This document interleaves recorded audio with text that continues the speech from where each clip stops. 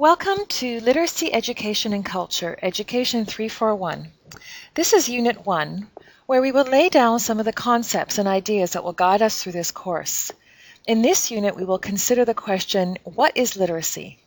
And we will do so by laying out a social view of literacy that helps us to explore literacies in everyday life.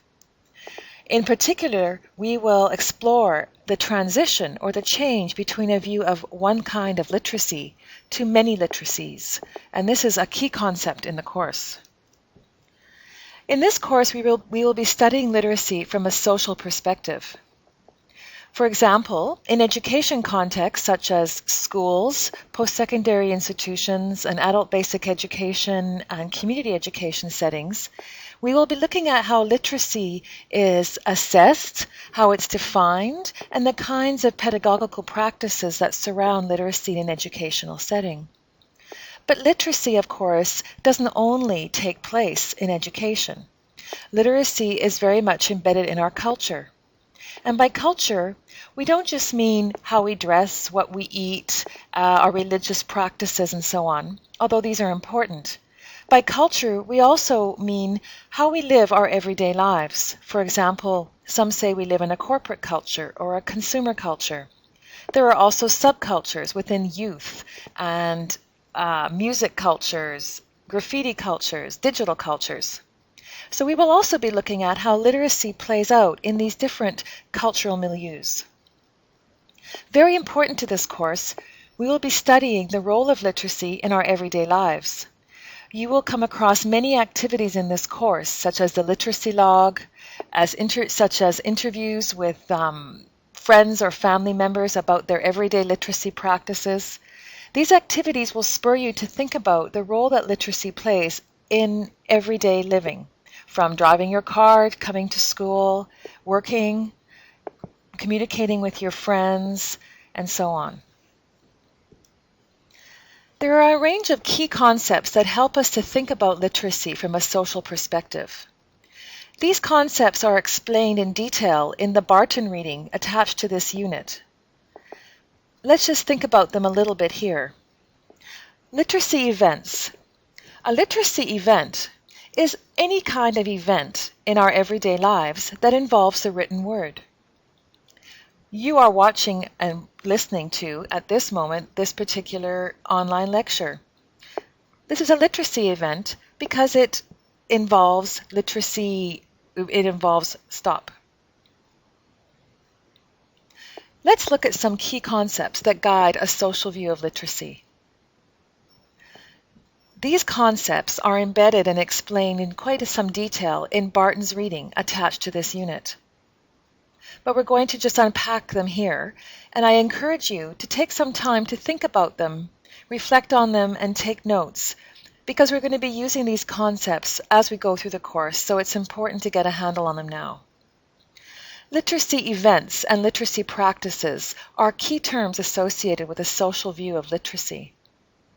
A literacy event is any activity, any event that involves the written word. Sitting and listening and reading this lecture is a literacy event because it involves print. And I might add that literacy events are not only print-based, as in writing on paper and pen, but might also be digital. They may also be signs you see on the highway on the way to work or on the way to school, on the bus, and so on. So print is everywhere, and literacy events are any kinds of activities where the written word plays a role. Literacy practices help us to understand and describe how we engage with print in our everyday lives. For example, right now, you might be lying on the couch listening to this. You may be sitting and taking notes and reading very carefully the different print information on the slides. In other kinds of literacy events might look very different. When you text your friends, you use your thumbs. When you write an exam, you often will use a pencil and pen and be sitting at a desk, usually in quite a tense environment. The ways that we use literacy, the practices, really help us understand the culture, the values, and the meaning of literacy in our everyday lives.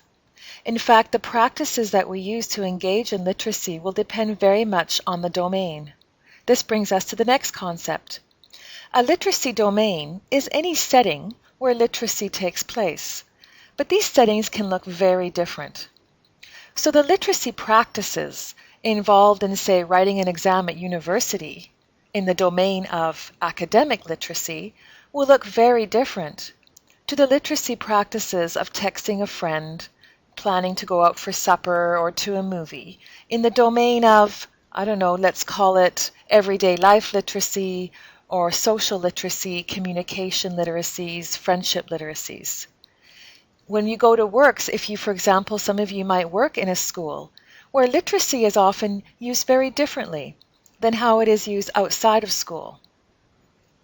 We may ask our students to read and write certain kinds of texts and answer information or questions about it, but we rarely ever need to do that outside of school. We're going to explore this idea of literacy domains and different settings in which literacy is used later.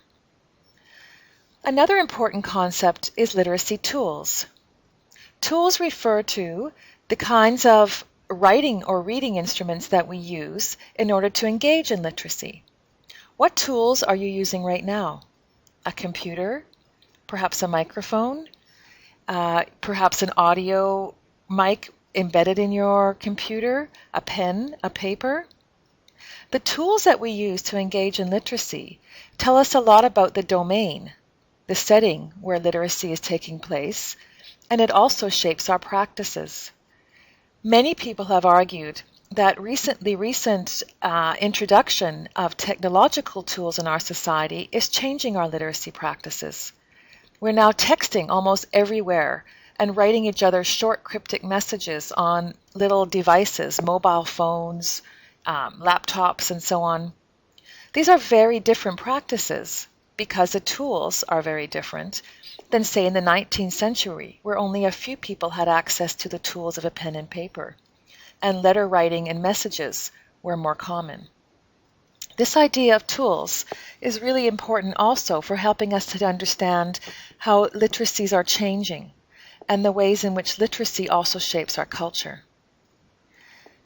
Another concept which helps us to think about all these previous four concepts together is called the literacy ecology.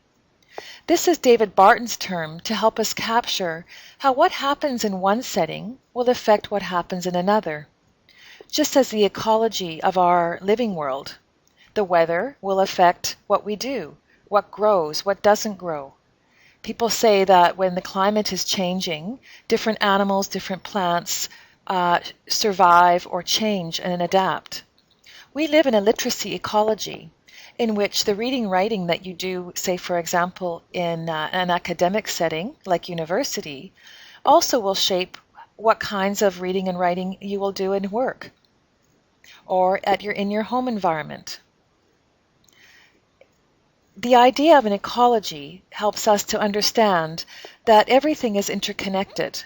Our identities, our age, our gender, our language backgrounds, the values of our parents and our families with respect to literacy and education, our life histories, our economy, the possibilities for using literacy and for education, all these things work together to shape how we value literacy and how we use literacy in our everyday lives. Related to this idea is power and ideology. Literacy is connected to power because some literacies, for example, academic literacy or legal literacy, are often valued much more than the literacies of, say, graffiti or texting, and we'll look at that in the next few slides. Ideology is a term that really refers to the dominant views or ideas that guide our society. Often, literacy has been used as a way to control ideology, to control people, to have power over people. For example, to deny people access to education, or to the kinds of powerful literacy, like legal literacy, that will help them to challenge government or corporations or other powerful structures. We will also see later, through the work of Paulo Freire, that literacy education is a very important site where we help people in literacy classes and in community-based settings to use literacy to challenge the decisions and the dominance of some powerful groups in society. The last, but perhaps one of the most important concepts in this course, is context. Context refers to the importance of a particular setting for understanding literacy. Literacy in one place is not the same as literacy in another. The context, in other words, the meaning, the uses, the ideologies, the cultures, the tools that guide literacy in one setting might be very different from another. And so when we look at literacy from a social view, we need to pay very close attention to the role of the context before we make judgments or come to conclusions about the value of one literacy and another. Because this term is so important, and if you're a little bit shaky on what it means, I suggest you look up the term context and come to your own understanding about what it means and how you might apply it to some of the themes in this course.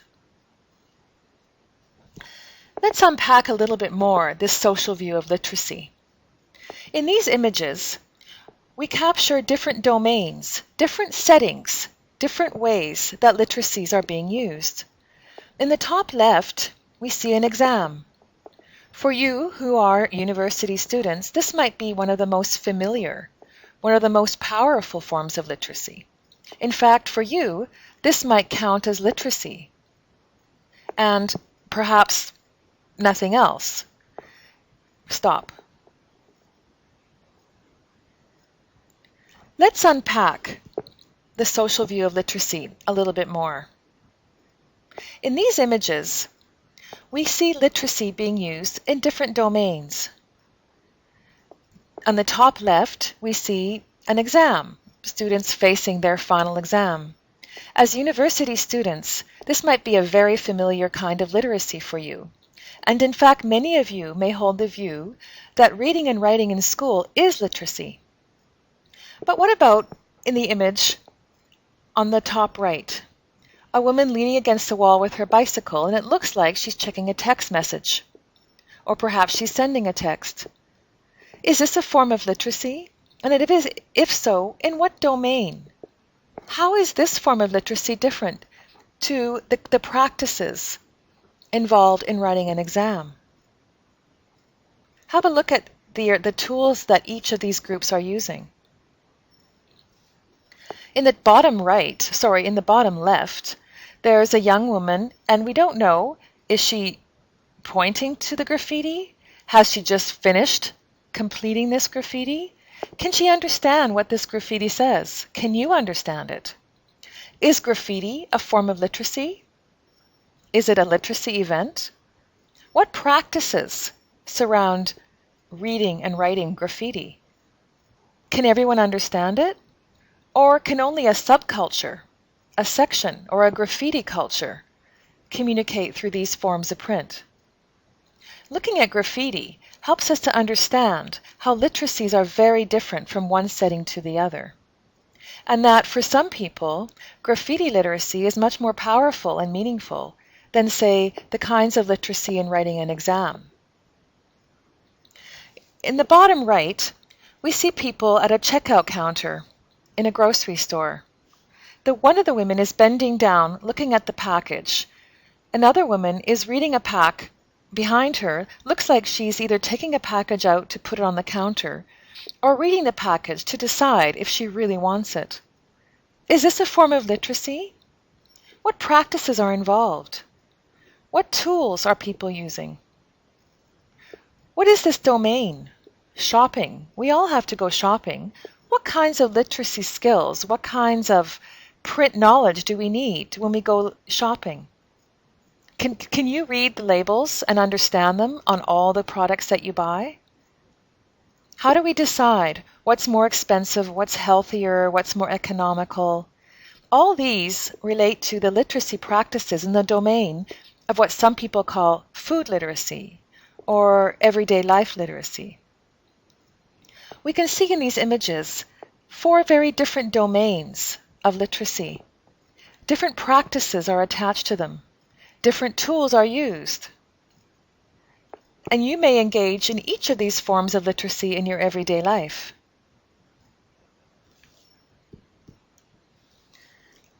Some literacies, within a social view of literacy, are seen as more valuable or powerful than others. Have a look at these 2 pictures. Here on the left, we see people who look very professional and corporate looking, I suppose, looking at a desktop. On the right, we see a young girl, and it looks like she's very involved in drawing and perhaps writing a text in a school environment, perhaps. It looks like she might be outdoors.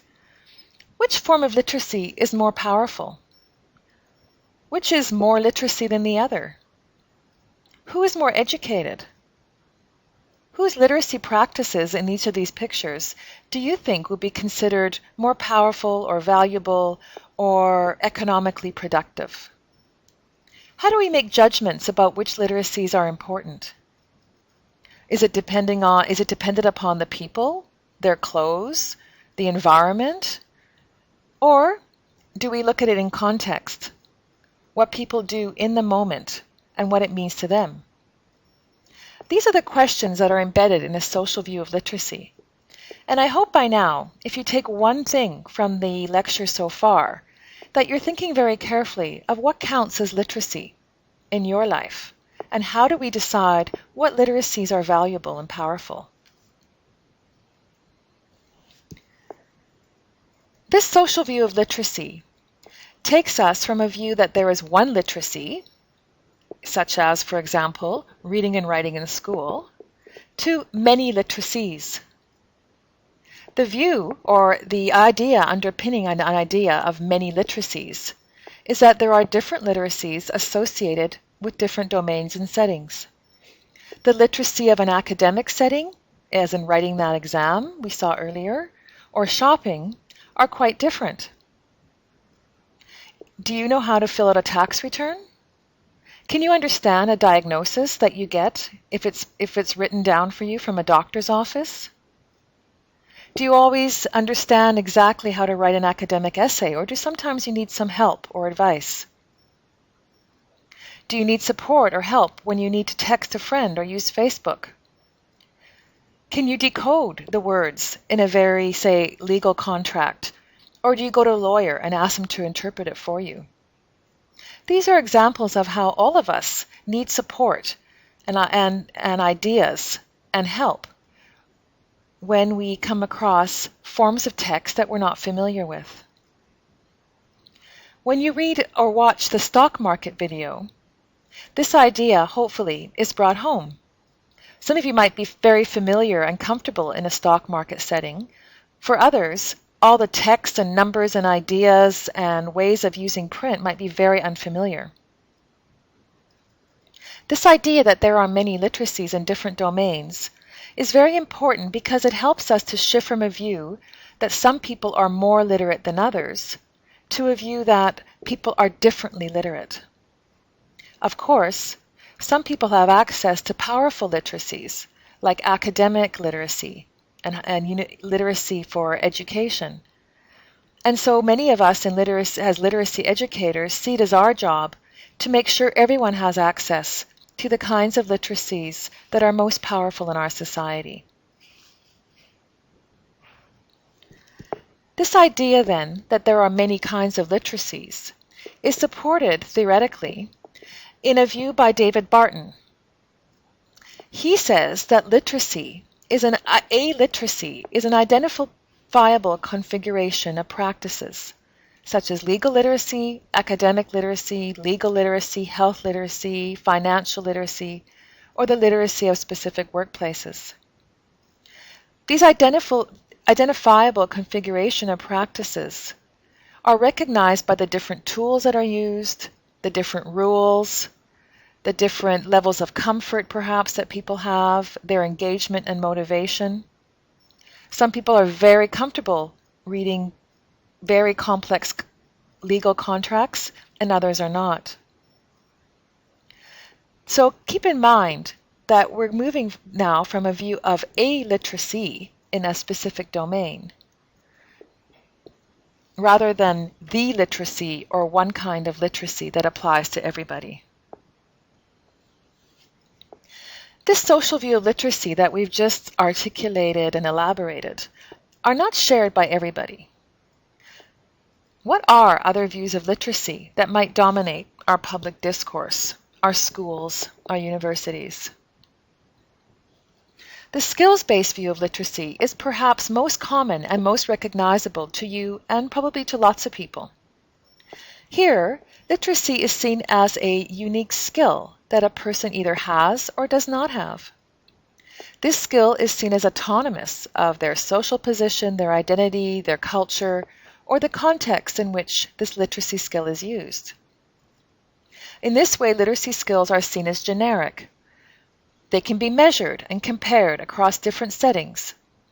Some of you who are teachers might be familiar with the foundational skills assessment, where we ask children to read and write and respond to certain kinds of texts, and then we decide what level they are. Are they level 1? Are they proficient? Do they exceed expectations? Another very common form of measurable literacy tool these days is called the International Adult Literacy Survey. Here, adults are asked a range of questions and asked to do a range of literacy tasks. They're in their homes asked to answer questions and do different kinds of problems, whether or not they have ever been or had to use that kind of literacy before. Based on the results of that survey, adults are judged according to level. Level 1 and level 2 are people who are seen to have very poor literacy skills because, for example, they had difficulty reading a medicine label, or they couldn't complete a form asking for a photocopy order.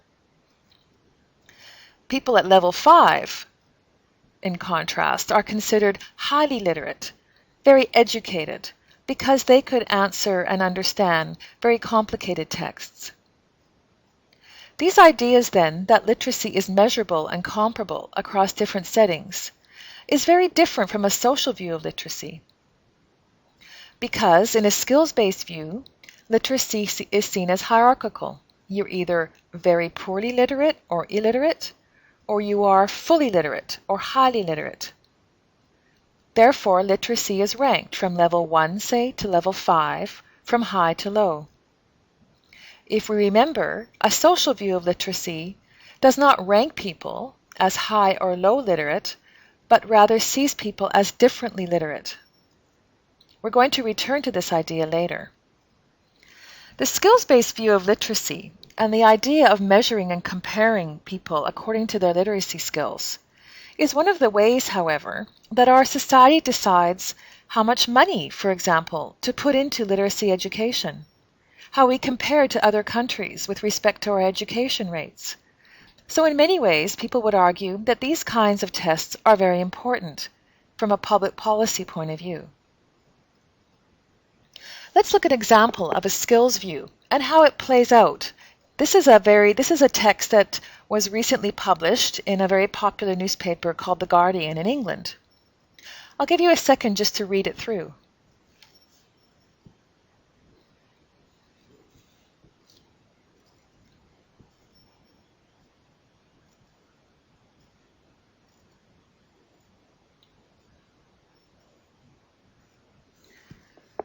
In this example of a skills view, the author of this article is arguing that illiteracy, in other words, adults and people with very poor literacy skills, according to a test or according to some kind of measure, are more likely to be engaged in crime.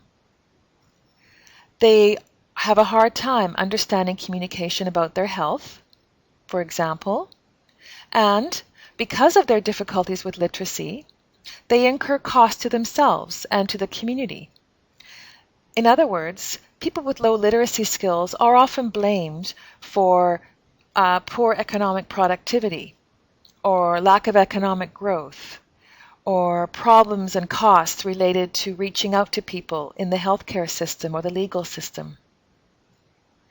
While this view of literacy is very popular, it also has problems because it tends to blame individuals for their low literacy skills, instead of looking at maybe how people are literate and the fact that some literacy skills are valued more than others. This view also doesn't take into account that lots of people in this world do not have access to literacy education or to the powerful forms of literacy such as university or post-secondary or even elementary and secondary education.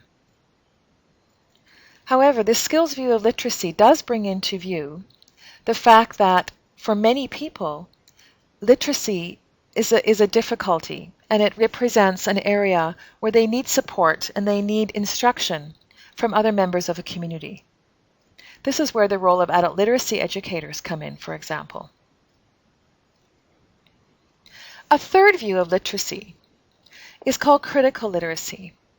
It's connected to the social view because it looks at the role of literacy in people's everyday lives, and it takes as its very central idea that some literacies are valued more than others, and that inequality in our society stems from the fact that some people don't have access to powerful literacies. Critical literacy educators link literacy to social justice and to challenging inequality.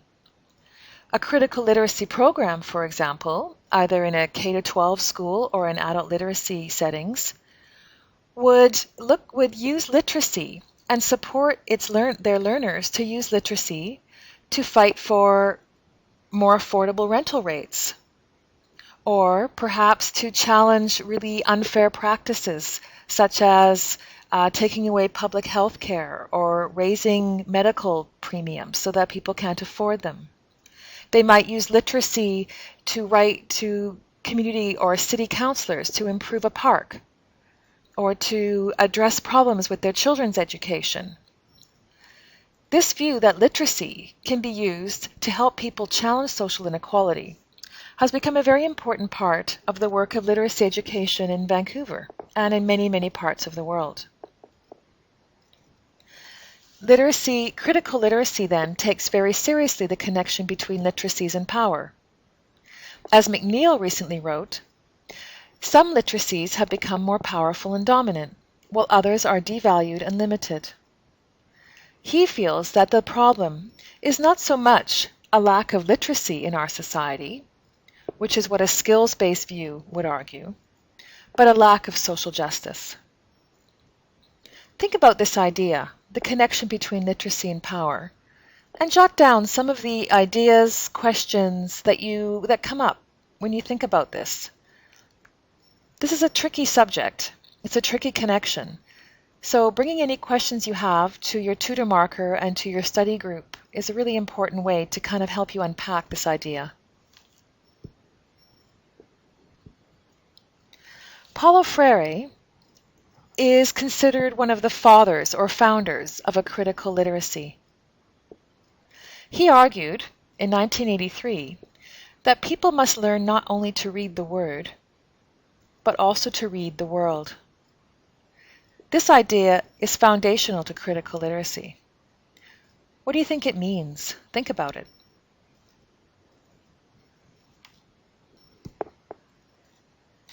Let's sum up. In this unit, you're going to keep a literacy log for one day, in which you write down all the different literacies that are associated with the different domains of your life. Hopefully, in completing this literacy log, the idea of literacies rather than one literacy will come alive for you, and you'll have a chance not only to appreciate just how important the role of literacy is in your life, but how the many kinds of literacies come together and shape each other. For example, you might notice that the literacies in one domain can leak into another. For example, do you notice that OMG or LOL or Facebooking in some of your classes have leaked into academic literacy? Have you noticed that when you perhaps go to the doctor, you're not always really sure what the doctor means, or sometimes you may accompany a family member who might not be very familiar with health literacy language? These are examples of how one domain leaks into another.